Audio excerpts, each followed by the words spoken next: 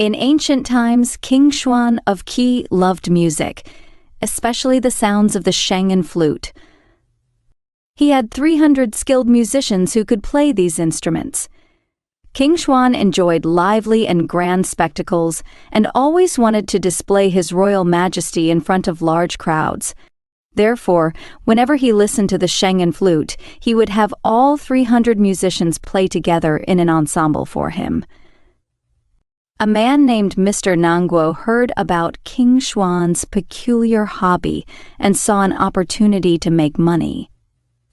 He went to see King Xuan and boasted, "Your Majesty, I am a famous musician.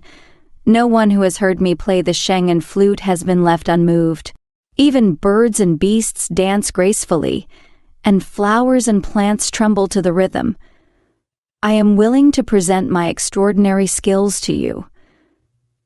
King Xuan was delighted, and without further examination, he happily accepted him and incorporated him into the ensemble of 300 musicians. From then on, Mr. Nanguo joined the 300 musicians in performing for King Xuan, receiving the same generous treatment as the others, and he was quite pleased with himself. In reality, Mr. Nanguo had told a colossal lie. He couldn't play the sheng at all. During performances, he would hold the sheng and blend in with the group. When others swayed their bodies, he swayed his body. When others nodded their heads, he nodded his head. He put on a face of deep emotional involvement, appearing to be as invested as everyone else. It really looked convincing. Mr. Nanguo managed to get by day after day, enjoying his unearned salary without doing any real work. However, his good days didn't last long. After a few years, King Xuan, who loved the ensemble performances, passed away, and his son King Min succeeded to the throne.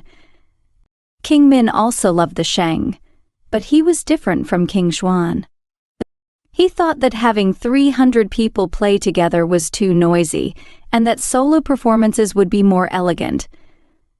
So King Min issued an order requiring the 300 musicians to prepare well for individual performances to play solo for him. The musicians were very nervous about this order, all wanting to showcase their skills, except for Mr. Nanguo, who was as anxious as ants on a hot pan, living in constant fear. Realizing he couldn't keep up the pretense any longer, he packed his belongings and fled overnight.